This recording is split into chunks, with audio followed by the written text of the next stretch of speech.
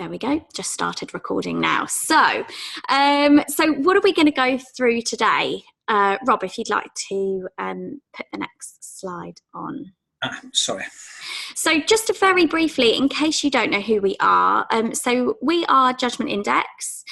We are involved in supporting the hiring, developing of staff and retaining staff as well. So we work with care companies across the UK. In that, and we use the Judgment Index assessment to help them with their recruitment processes and their development processes and with retaining staff.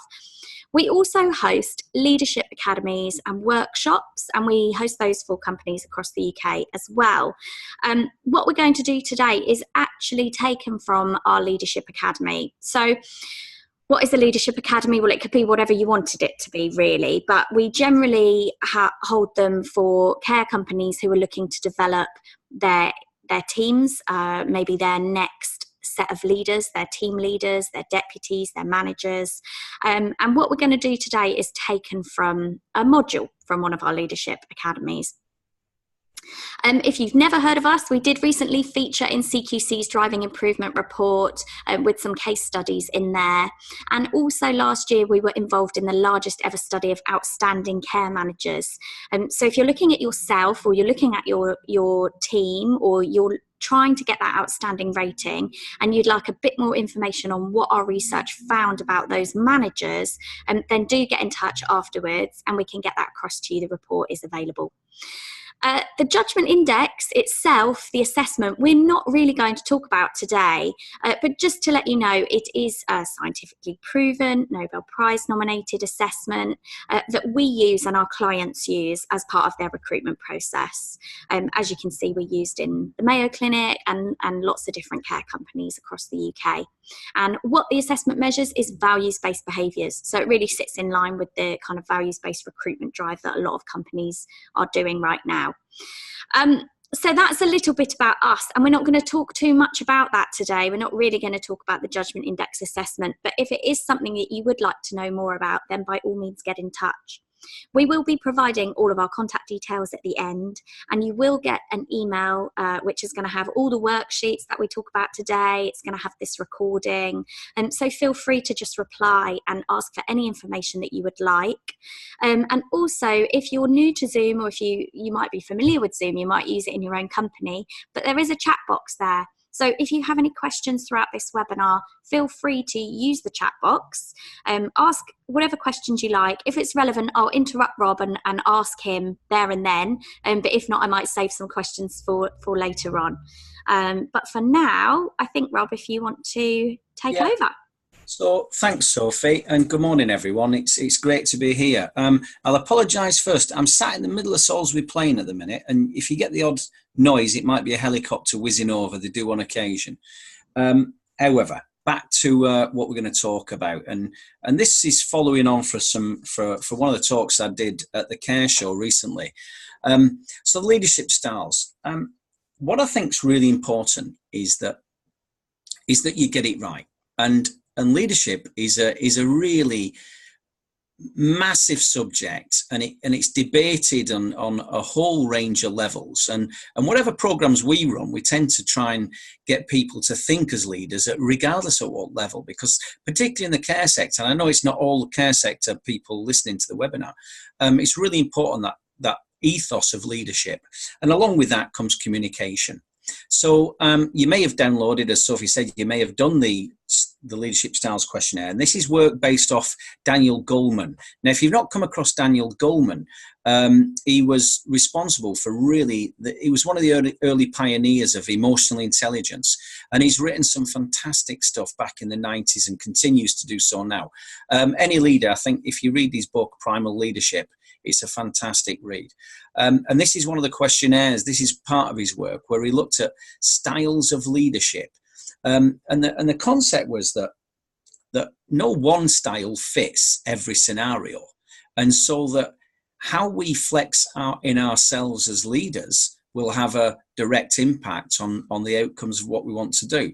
So if you've done the leadership styles questionnaire, you'll have at the end, you'll have the grid at the back, and it will have given you a scores that you will have had in all 6 styles, which we'll come on to.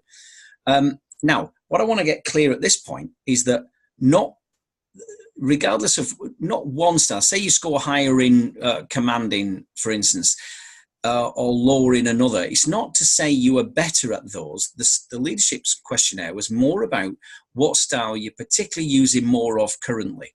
So it's all about what you're using more of. And in fact, you might have it smack on and be using that level of style appropriately, but it might be you're using too much of it or too little of it. And so what this session's designed to be is really quite a reflective piece on what is going on now with your work and your people and the tasks you have, and what style are you using, and is it appropriate to get the best out of your people and get the outcomes you wish. So please use this session as a reflection. The critical thing is that cliche, my way or the highway, that you sometimes hear bosses of. I want to come into it fairly quickly, that it's never about you. So just let's try and open your mind, be reflective, and let's see what we can find out of this session. Okay, I think it's important to start with probably a definition, and this is quite a nice definition, and there's hundreds and hundreds. You only got to Google leadership and communication and you'll get a myriad of different definitions, but I quite like this one. Leadership as a process of social influence which maximizes the efforts of others toward the achievement of a determined outcome. Now let's just break that down a little bit as we start to reflect. And the reason why I like this style, because for me, if you look where I've seen it written underneath, the key elements of this definition, leadership stems from social influence. Now, social influence is going to have, really, I think it's got a closer tie to what I call cultural development. And I think it's a massive subject growing. It's massive for the care sector and all environments that you get the culture right. And you're not necessarily going to get that culture right by pure authority or power, but by socially influencing and connecting with your people. So this is why I like this particular definition, but I'm sure you'll be able to come up with your own, maybe top this one and send it me. So let's get on to the gist of it. And what I want to first throw a bit of controversy into the fray is to look at these 6 characters of history and time. Now, what's always interesting for me is just to look at them and think, right, what were the qualities and attributes of these different people? And they were all highly successful and in their own way with their own style. And again, I've thrown Hitler up there, and it's topical, and it's probably quite interesting to throw it up at this time of year, because Hitler got a lot done. Let's face it, he got a lot done and he shifted a lot of people. Now, I'm not in any way, shape or form saying his values were of any, he was evil, basically. So not with a great intent of what he did. But let's look at some of the other people. How did Hitler move people? How did Gandhi move people? How did Mandela move people? Well, they're certainly different styles. Margaret Thatcher's always an interesting one. Was Margaret Thatcher, did she coach much? Or was that the demise of her at the end because she didn't discuss and she wasn't a democratic leader? Churchill, what was some of his key phrases? And when I glance down at the bottom there and look at Martin Luther, I'm thinking straight away of the greatest, probably visionary speech that you'll ever hear. But they all had different qualities. They all brought a different energy. I particularly like that style that Mandela had. Mandela, his style, he could mix with pop stars, with poor people, with world leaders, and he just had a way about how he could communicate and how he could connect and engage with people. Likewise, Gandhi was very similar. They all had great qualities. So where do you sit? And what are your great qualities? What is your genius? What are you not utilizing? Or what haven't you got quite right that you might need to tweak as we go forward? Okay, so I'm going to do a bit of doodling on this. Now, I'm like a 5-year-old with crayons, so you'll have to excuse me. But I'll just do a bit of doodling. I'm getting better. So let's just look at this box here. It's what I call ownership, and it's a perception of ownership and responsibility. And on this side, you would have a high level of perceived ownership and responsibility, and this will be the people you're communicating with. And down this side, around here, you will have a very low perception of ownership and responsibility. And I think one of the key factors in this will be the level of skill set, knowledge, and experience one has, and motivation. And these should be key factors in how you communicate. So firstly, let's look at styles of communication. Let's look at some ways in which we talk. We can simply tell people what to do, and that's quite efficient. I'm sure a lot of you tell people what to do now. By telling people what to do, things get done quick. Things are hopefully accurate, and it's a very effective way, particularly in times of crisis, or people have low skill sets, don't know what to do, or need motivating by just the command and the tell style. The trouble is it develops very little perceived ownership of responsibility of the task which is to be done. So there's an interesting start on how we might communicate. Now, ramping that up a little bit, we could go from tell to sell.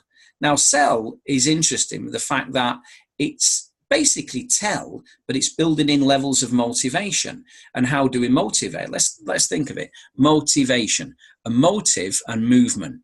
So how do we move people and get them more engaged? We tell them what to do, but we can build in a sell. Now, the sell might be a reward and a pleasure, so people will be moving forward toward the goal and the task because they know they're getting a reward. Or it could be with pain. You're threatening them with the sack or whatever.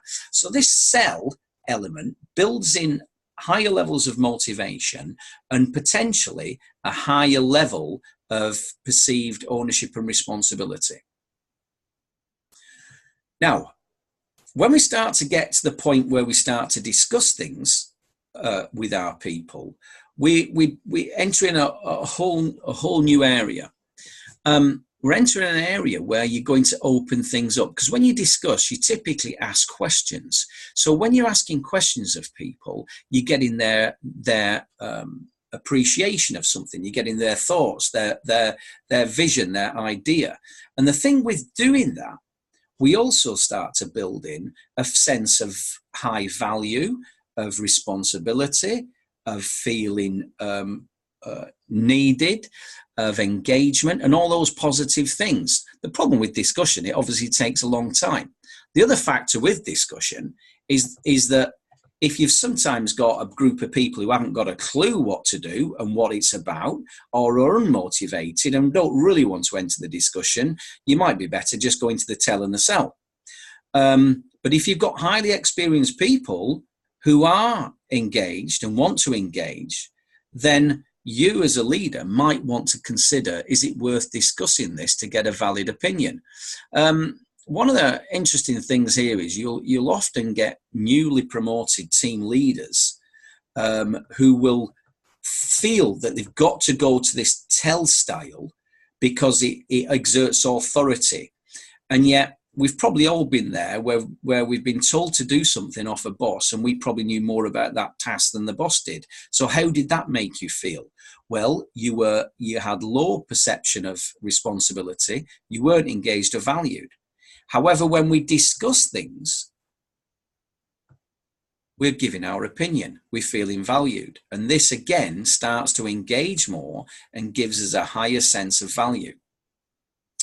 Now, going on to the final one is a word that's much used in business nowadays, and it's empower. And it's become a bit of a buzzword where people are saying, well, we've got to empower our staff. The staff have got to be empowered. Yes, it is highly advantageous if you can empower your staff, because empowered staff should feel highly responsible and have ownership of the task or the mission they're on. The problem is with empowering people, if you empower people who have low skill sets and low knowledge and experience, you're going to leave them high and dry potentially feeling vulnerable and worried about that they can't, and you might damage confidence. Likewise, if they're unmotivated, empowering people will typically, they might not do it. So you empower people to get on with the job, you come in the next day and nothing's been done. You wonder why, because they've not got either the skill set, the motivation, or the experience to be able to complete it. However, when you get highly responsible people who are highly motivated, technically able and experienced, if you can then, and this is where you want to try and train your people to be, you need your people in your organizations with high skill sets, plenty of knowledge and motivation to be able to complete tasks. That is the point you empower. And if you can empower them, the sense of value, the sense of ownership, plus it'll allow you then to get on with the things you should be getting on with, not just in amongst the weeds having to tell everyone what to do. You can do the leadership stuff you need to do. Because let's face it, you're far too busy now to be using the carrot and stick over someone. Your job spec's gone massively over these last 10 years or however long you've been in care. If you've been in care a long while or in an organization, just look at the extent which your job spec's grown. You haven't got time to be telling, selling, carrot and sticking people and watching over them. You've got to get to this point of empowerment, but do not empower people who are not ready for it. But if you start telling people what to do who are highly technical and able, they will feel undermined, undervalued, and basically that's the sort of time most people start to walk and you start to lose them out of your business. So there's 4 pretty much simple styles in which you're going to talk and discuss with people. So what do you have to do more of currently? Do you have to tell people? Are you actually thinking you're discussing, but you're telling them? Are you selling them all the time? Are you selling them on promise and reward? And you sooner or later, you're going to run out of those rewards. Or are you selling people with pain? Just look around your organization. To what extent is it a pain culture? All on threat, all on that type of negative energy that comes into an environment. And this will say something about the culture that you're in. If we can potentially get to the point where we're empowering on pleasure and driving people motivationally that way, that will be a fantastic achievement. Okay, let's just ramp this up a little bit. So if we've got any questions coming in at all? Maybe no, we're all good. Okay. Right, so I'm just conscious of time, everybody, so I will whiz through this a little bit, and so we got some time later on towards the end. I think what I've thrown up here, and you'll see I've thrown up styles of pretty much of management around these top 3. And an autocratic style of management is typically around this sell and tell. This is typically what they're doing. The democratic, yes, comes more into the discussion part with some sell potentially.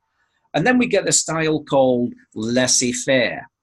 For those who haven't heard of it, most people probably have. It's just pretty much described as a relaxed style that sits back and lets people get on with things. And that's typically an empowering style.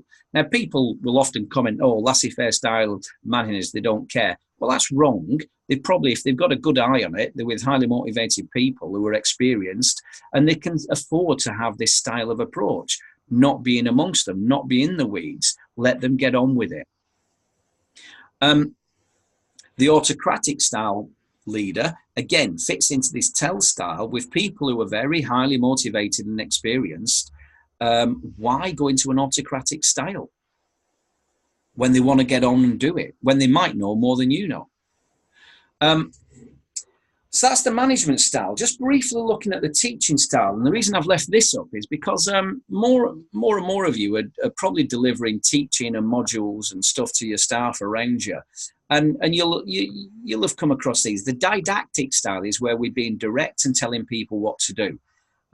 Fantastic in the military when you're training people to use weapons, or there's a high risk factor in training someone to do something. That's when you would probably want that didactic style. That's why the military are really good at it. You wouldn't be messing about with a patient, say, in a hospital, in a teaching scenario with students, just going, oh, you know, you'd have to construct and tell them what to do. The Socratic style, again, is a style where you're going to discuss more about why and what you've done. And And that's fantastic, again, for opening people's minds, getting people to think about what they're doing and getting them to share potentially. And the facilitative style is more, again, you're just going to show them the piece of equipment, for instance, and then let them just get on with it.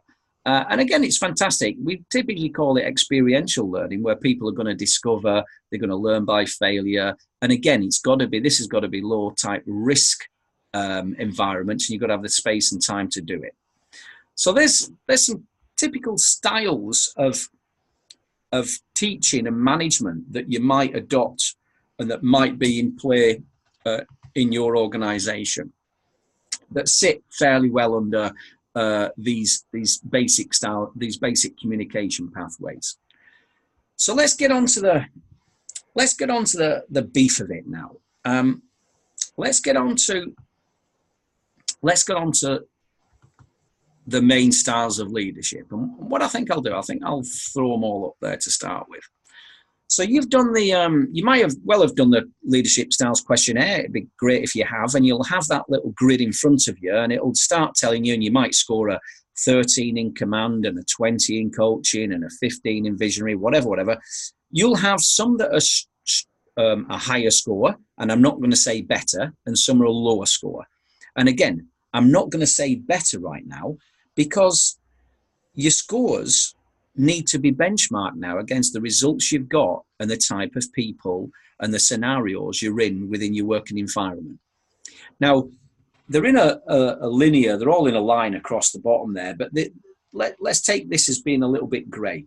They don't all just necessarily have to sit under these styles above them, but I want you to consider that we're going to take them individually and look at what is appropriate. Now, what I'm getting to, I'm starting to talk about situational leadership, and I'm starting to talk about the extent to which your style will flex, and you need to use a flexible style to get the best out of people within the situation and scenario. And how you mix this up with telling people what to do, selling them, discussing, empowering is another thing. And also, we're going to look in a minute about the energy and character that you might throw in when you are trying to move people. So in real terms, what do you use more? Have you got one standout style that is much stronger than the others that you tend to use more of currently? Have you got one that you're not using much of?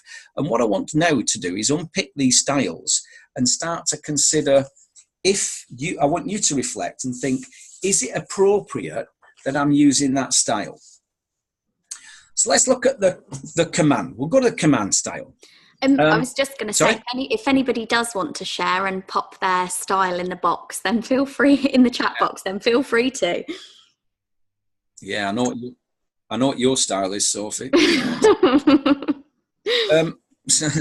of in-house there. Sorry, everybody. So let's look at this first one. Let's look at this command style. So this is what commanding style leaders typically do. They're typically fairly direct and use an autocratic and a telling style. And it's a fantastic style to use when people haven't got much idea of what to do, or we're in a crisis point, or we need to kickstart an organization. So command style coming in and taking over and being commanding about what needs to be done can be very effective, because it will mobilize people quickly. Okay? So that's good.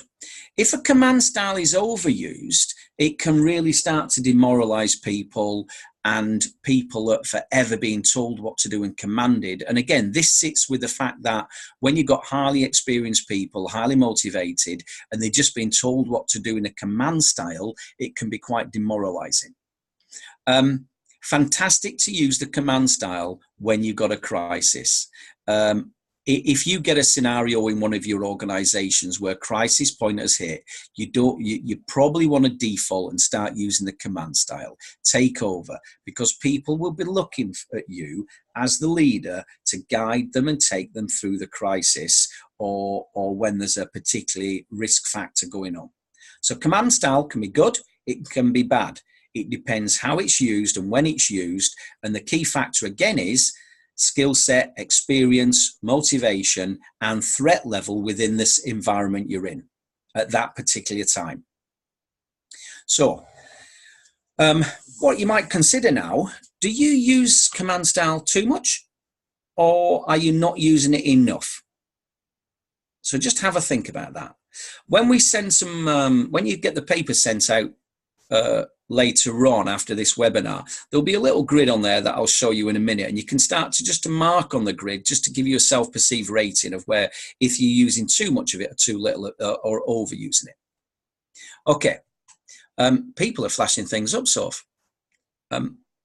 Questions, I believe. No, not questions, so just sharing scores. So I'll let you know if there's any questions. Yeah. Okay, so there's command style. Pace setting style. Now, a pace setting style, what I want to say about pace setting style, this style of leader, this pace setting style, typically sets very high standards, typically is fantastic when we need have, let's say, either multiple tasks going on in an organization, or project leaders typically quite good at pace setting because they've got deadlines, they've got time frames, and they will keep things on track. They will keep things to pace, to time, to order, to sequence. And that's why pace setting can be really useful. And it's fantastic for keeping everybody in line and everybody moving forward, hitting objections and cracking on, as we might say. Now, again, if you think about the care environment, I know we've got a lot of people in this, but it will mix across all environments. The volume of tasks and procedures you've got to get through, this probably demands somebody who's fairly strong pace setter. So again, what I want you to think about, are you using a pace setting style enough? Now, the problem with the pace setting is if you overuse pace setting, and I will share with you, my wife is really good pace setting leader, but overly uses it, particularly at the weekend when I'm doing jobs. Because no sooner have you got one job done, there's another job. You've perhaps not even finished one job and you've got another 3 jobs, or you've got another deadline. And this can really start to demoralize the people and team around you because there's no respite and they never feel like they've got things completed. Okay, so to what extent are you either creating the environment where you can be pace setting, are you overusing it, or are you not using it enough? Okay, so pace setting leaders, and again, this style can sit with the other styles. You might be combining several styles in how you deliver or talk to people. It's never one or the other. It could be a combination of several. So just consider where you are with that. Okay. Let's move on to the democratic, and you can see this sits quite clearly under the discussion and the Socratic and the democratic style of management. It comes from that. And this is a fantastic style for when you forge consensus of opinion of people. You're asking people for opinions. You're creating cohesion. People are starting to learn. It's great for gelling a team and developing that bond and cohesion. People are starting to understand and have empathy with each other. If you think you've got a team of 6 team leaders, there's 36 points of contact for social engagement there and connection. 36 points of contact with a team of 6. 6 is 36. And to what extent have they got empathy and understand each other? Now, when you start to use this style of democratic style, you start to open people up. So it's great for that. Now, so are you using democratic style enough? Now, the problem with some people who overuse it, they'll have meetings for meeting's sake. And I've heard it. Oh, we're going to have a meeting before we have the meeting just to discuss the meeting we're going to have next week. And they could become inconclusive meetings and dribble that get nothing done. Yet probably create nugatory work or tasks that need doing. I think the other thing with the democratic style, if it's overused, it can be often used by a leader who wants to abdicate responsibility. So they have a democratic meeting, they discuss it, then they decide what to do, and then it goes ahead, and then the leader blames everyone else if it goes wrong, yet they should have took responsibility. So it's an interesting one. Now, there's no point having democratic style meetings with people who haven't got a clue and are unmotivated. You then want to think about how you could switch that style. But people, particularly for new leaders and inexperienced people within a working environment, or if you've gone to a new type of job, having this democratic style of opening up, particularly touching into people who are experienced and have a high knowledge set, can be very powerful. So again, reflect, to what extent are you overusing a democratic style, or do you not use it enough? Coaching. Now, the coaching style, we emphasize in the care environment particularly, and in the other sectors and environments we work, really, a big push on the coaching style, because it's the most underused style typically for leaders out there. Why? Because they probably don't know how to do it. Many people say they coach, but actually they command, they tell. And so coaching is least used. It can be fantastic style to use by people who know how to coach, but with people who want to develop, for teams where you're putting a team together and you've got a longevity. So short project teams, probably a little less valuable coaching style, but a team where you're going to get a group together for long term can be very important, particularly where people want to grow and develop and have got a motivation for that, or maybe you need to spark that motivation in them. So that can be very positive for a team and for developing people. But again, overused, used with people who really don't want to develop and they're happy with where they are and not moving forward, you might well be wasting your time. Because the fact is, both the democratic and the coaching style take a long time. So you've got to invest time and energy. And you want to get a return of that investment that you were making on people. Okay, moving forward. Let's look at affiliative. Now, this is a style where I'll just basically discuss it. It is fantastic. It's a style where the boss and the leader gets in amongst the people, brings them together, gels them, and everyone knows the boss is here, he's one of us, or she is one of us, and we're all together. So this is a fantastic time, a fantastic one for creating harmony, building emotional bonds. The people know that the boss, they are equal with the people. It's good for empathy. And it's good for healing rifts and motivating and moving people, particularly in times of crisis or when the team haven't got a clue where to go or what they're doing. So this is when you need to use this style, when you need to get in amongst people. The problem is when you get bosses who overuse this style, and that's the leader who's forever in amongst the troops or the people when they just want to get on with work. And if it's overused, the people can see that where is the boss? He should be up there, or she should be up there leading the way forward. Yet he or she is always down on the shop floor with us when we just want to get on with our work. So it can undermine a team from that respect, and teams might lose the sense of they have got a leader if you're in amongst it too much. And this is where your style should be able to flex in and out. You go affiliative when you need to. Don't become too affiliative style.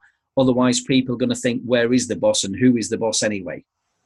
But can be fantastic when you need to gel and bring a team together and move them forward. That's why it's quite often really well used with the visionary style. Now, the visionary style is probably, I'd say it's one of the lesser used styles that I've come across. People think that we're visionary, but it's how you're using that vision. So this is where a visionary style is, where it's fantastic for painting the picture. Visualization is very powerful for moving people because you can create a lot of emotion, movement. There's a word there, emotion. When you can create emotion with vision, it will move people. So it's fantastic when you've got a team in crisis or they don't know where they want to go, or you've got a brand new team. You can use a mixture of vision and command, perhaps, or pace setting, or you can mix these up. But using a visionary style to paint that picture of where you're going can be very powerful for mobilizing people and moving them forward. It needs to be used appropriately. If you overly use it, and you'll come across people who will have a vision one day of where the team are going, and then the next day they've changed direction, and the next day after that they've had another idea and changed direction again. And when it's overly used, it can sort of really drag a team to a halt because they never know where they're going. But we'll show in a minute how it's been used massively positive to shift and move a team. So there's the 6 styles of leadership. And there's some styles in how we communicate and tell and sell and discuss and empower. And you can see now that there's a combination of how we will go about that communication and what style might be appropriate to the scenario. I think critically, the things you want to really hoist in, it should come down to the level of crisis going on around you, the environment and culture with what you're in, and the skill sets, motivation, and experience of the people around you. Okay, let's step forward. And I'm conscious of time, so I will move forward. I'll just flash this up quickly, and given it its appropriate time of year, let's look at this style, command and affiliative together. Let's just look at what Sir Winston Churchill said, part of his great speech, and look at the key words in there. We shall go on. We shall fight. We shall fight. Yeah. We shall defend. So you can see the styles there. He's affiliative. He's in amongst the people. This was a point when the country didn't know what was happening. They didn't know if the Germans were invading. They didn't know where we were going. They lacked direction. And Churchill got in amongst people, and with that phenomenal speech broadcast, brought people together, steadied everyone's nerve. They knew Churchill was part there in amongst them, but he was unfaulting in his way. He commanded. He said, this is what you will do and we will do. So a fantastic speech from that respect at the appropriate time. My other favourite speech, I've got to say, is Dr. Martin Luther King's speech. And if this wasn't visionary to move 50,000 black people who were lost and segregated and demoralized, and the levels of prejudice felt that he had to move the people from where they were. And this speech of his dream and his vision, this is where he had 50,000 people. As he pointed up to the left-hand side, if you ever watch it on YouTube, you'll see 50,000 people looking up at this picture. And this was phenomenal for moving people forward. I would just say, read. If you've not listened to it, just Google it, listen to it, and see how he moved people. And what he's touching here is he's going to another point of emotions. He's really touching an intrinsic motivational driver of the people who were in front of him. And I've put at the bottom there, vision facilitates movement through emotion. Emotion being that movement of people. And that vision can create emotion, which creates motivation and movement. So top tip there is if you want to move people, really move them with emotion. The more emotion you lace in, the more movement you're going to get. And again, I've not said if it's pain or pleasure, or if it's from an intrinsic perspective, a deep valued feeling, or it's from a reward, bling, cha-ching, and whatever. I think some leadership styles to consider. Here's some things I think you really want to consider. The words will dictate the communication style, okay? Your words. And what I want to get to this is that you don't have to, command style doesn't all have to be sergeant major, yelling and bawling. You can be very commanded in a very gentle, relaxed way. You can be very visionary in a very powerful, engaging, connected way. And you can use the words are merely going to describe the style, not necessarily we're talking about the energy and emotion that comes with that. So that's why I say people listen with their eyes, ears, and also their emotions, their heart and their spirit. And if you can connect in different ways with people's movement, people will read your body language. If you're a blank canvas, you're going to project that energy. To what extent can you project the right amount of energy that people will absorb that and want to move? So it's massively powerful. I think other influences on action will be people are stimulated by seeing things and also feeling things. We'll all have an auditory, but we're all going to have a balance and a ratio of things that with visually stimulus will move some people more than people who are perhaps more touchy-feely kinesthetic types. You might be balanced in the pair of them. But when you're delivering to your people, you've got to think the people in front of you are going to be a mix of people who are going to be stimulated with vision and people who will be stimulated with emotion and movement. So you've got to connect and hit both buttons for these people when you're speaking to them.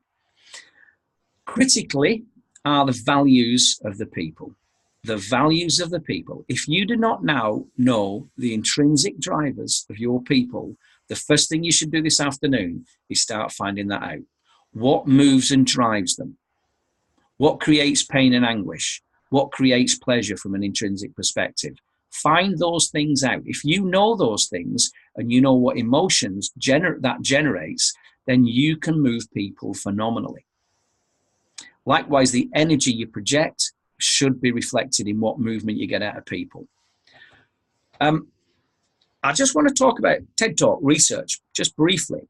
If you've not heard of the TED Talks, just Google it and listen to a few TED Talks on leadership and communication. They talk about all sorts of things, by the way, and there's some fantastic. There's a cracking one on grit and resilience that I think everyone in the care sector should listen to.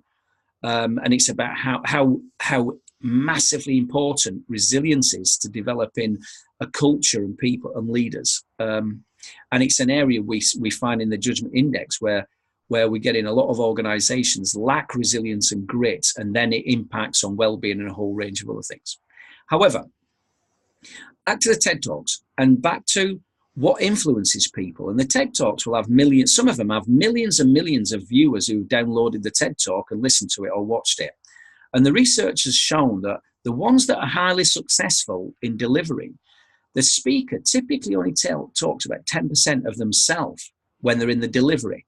They'll talk about 30% will be facts and research, but 60% of what they deliver is around a story and an emotion that connects with people. That is what moves people to listening to TED Talks and it being highly successful. So I think there's a little lesson in that, is to move people, you might want to consider building in some factors about that story, that emotion, etc., to shift your people. Key points. So we're going to wrap up in a minute. Firstly, develop your own emotional intelligence and that of your people. It is absolutely critical in today's environment. You have high levels of emotional intelligence. You could read any bit of research you want. It'll say how important it is to have that. I think create and develop your own skills to influence the emotional state of your team. You need to move people emotionally. More emotion, more movement, and more emotion for good, and potentially with a little bit of what I call the ugly stick, a little bit of pain if needed. Your job is to move people, and that you will have a bank of tools to be able to do that. I mentioned earlier, know the value-based motivational drivers of your people involved. If you know that, you can move people because you can tweak those emotional drivers to move people in the direction you want. And I think considerations when you're approaching situations now and tasks. Firstly, consider the people involved. What's their knowledge? What's their skill set? What's their motivation? And what is their judgment capacity for making the right decisions as they move forward through a task? What is the task? Is it time critical? Is it a high risk factor? And having all that in the bank and understanding the people, the task, you should then be able to start to consider what communication style you're going to deploy to use that. And also what energy and emotion is required by you to connect and engage with the people around you. So hopefully that will have been a nice capture, a fast, fluid fly through what communication and leadership is. And now just to look at how you might use this with your own people. So we're going to send this stuff out, and I'll just get doodling a little bit. And basically, we're going to send you this information out, okay? Have your staff complete it and explain how to complete it, and the fact that it's got to be done in the here and now, not how they would perceive themselves through the questionnaire.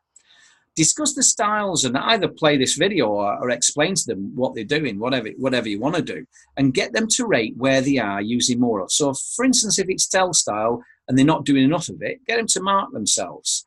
If it's sell style, they're just selling all the time, get them to mark themselves. And you can use this empowering. So you can get them to use this along with the leadership styles areas to start to create a vision of where they are. And you can then look at that and start to open up and discuss. And then create an action plan. And there will be an action plan in there to help you sort of create a plan and a pathway to move forward.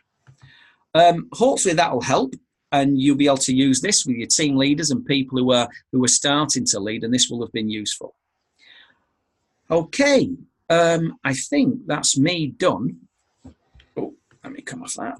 And Sophie, I think it's over to you. Yes, thank you. So yeah, hopefully everybody's got something out of that for themselves, and something that they can take away and do with their team as well. I have just linked the Leadership Stars questionnaire in the chat box, but what you will get later on today is an email which is going to have a link to everything. So it will have the questionnaire, it will have the narrative in detail, it will have worksheets that you can use with your team, and it will have the action plan as well. So you will get all of that, as long as obviously you've registered and you've used an email address, then that is the email address that it will go to. And obviously this has been a little bit of a taster of what we offer in some of our workshops and leadership academies, and you can see some of the details on the screen now. So we do have a huge range of different modules that we can use with the team depending on what the needs are. And there's a little picture of one of our clients on the right hand side, London Care Partnership, who are, I think, in the middle of doing a bit of a team cohesion exercise, which quite often goes very wrong, and people learn a lot about how they get on with their other team members when they do that. But obviously this that we've just done with the Leadership Stars questionnaire is just a taster of what we can do.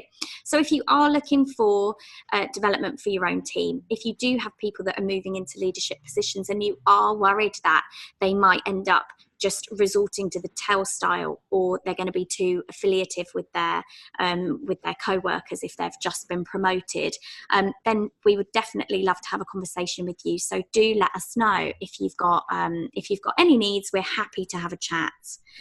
And that's really about it. So what I'm going to do is just send a link now. If you are interested, we do have these webinars every now and then. And if you want to know about them as and when they happen, then we do have a newsletter. I've just put the link in the chat box. So feel free to register for our newsletter. We don't spam, we don't send out annoying newsletters. We like to think that our newsletters are really useful, and we share things, useful things that you can take back and use with your team. All of our details are now on screen. Feel free to add us on LinkedIn, and feel free to send us an email or get in touch when you get all the details later on today. Somebody has just asked, and thank you if you've popped your email address in the chat box. We should have all your email addresses that you use to register with. And yes, thank you, Edgar. You will get the link for the questionnaire as well. Were the questions off? Were there any questions popped in? Haven't been any questions, been some comments. Obviously, if you do have any questions, then feel free to pop them in the chat box now, and we'll leave this open just for a couple of minutes after we finish as well. I guess the only other thing that I would say is make sure that you save your Leadership Stars questionnaire, save any work that you do on this. It is all counts as evidence towards your well-led Chloe. So I think it would be really good to save all of this. And if you do hold a workshop for your team, which we're going to send out how to do that, then make sure you get some pictures and save that as your evidence as well, because it's obviously quite proactive, the fact that you've taken the time to come on this webinar today. We do have a question from Tess, which is, how do you manage staff whose only motivation is money? Oh, this question's quite surprising actually for care staff, because I would have thought many care staff aren't motivated by money. But Rob, what would you say? What would you say to this? I'm going to be the devil's advocate here, Tess. Yes, they might appear to be more motivated by, and that might be the surface level, but something else is getting them up. And if you could start to understand what their intrinsic internal value-based motivations are, for instance, what pleasure, they will be getting some pleasure out of work. There will be some drivers that they will be enjoying and that will move them. And if you can tap into those simple little values which drive them and move them, that will be a motivational factor that you can lean on and use. And it's not to say that there's anything wrong with valuing money and valuing reward. I think it's probably massively important, but really I would try to start to understand the internal drivers. what moves them, what do they get pleasure from, and what brings them to work. And there will be factors in there that you can start to leverage on. If there's any other questions, then feel free to pop them in the chat box. And I think next time we run one of these webinars, we should probably say that it will be an hour, Rob, and then we can, and then we, at least if it's less than that, then that would be good. So thank you, everybody. Thank you for joining us. Feel free to get in touch with us afterwards or let us know. And also, if you have a success running this with your team, then we'd love to know that as well. If anybody spotted that we have the same surname, we are a father and daughter team. The fact that Rob has mentioned about the pace setting of my mum will be useful evidence for me to use against him later on down the line, I'm sure. Got to be alive. But thank you, everybody. We hope you've enjoyed today. Thanks very much. Thanks, everyone. Feel free to get in touch. It'd be great. Look out for an email from us later on today. Cheers now.